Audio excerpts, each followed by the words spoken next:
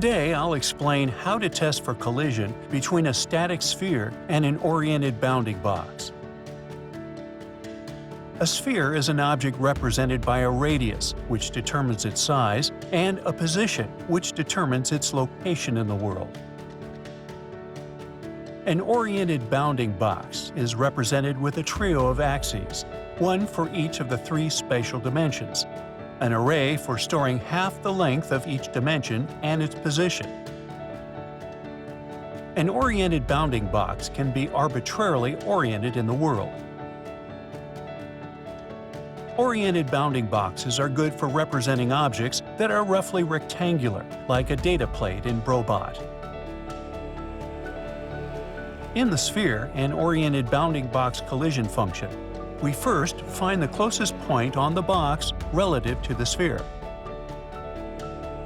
As this series continues, you will see a lot of collision primitives using a similar function to facilitate detection. This function takes in the position of the sphere and the bounding box. The radius of the sphere is not relevant until we test for collision. It uses a distance vector to compare with the axes of the bounding box. It also uses a closest point vector, which is initially set to the central position of the box. It will be offset and end up on the surface of the box. I am only testing for 2 dimensions because my game is on a 2D plane, but you can change this value to 3 for a 3D game.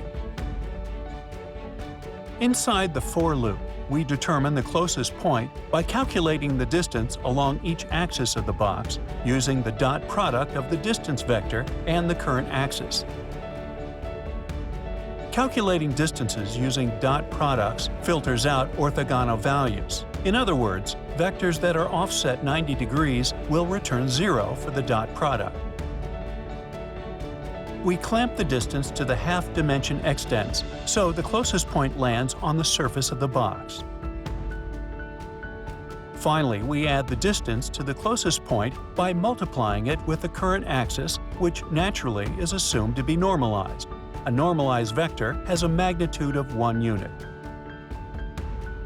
Back in the main function, we calculate a distance vector by subtracting the closest point on the box from the sphere position. We then compare a self-dot product of the distance vector and the square of the sphere's radius.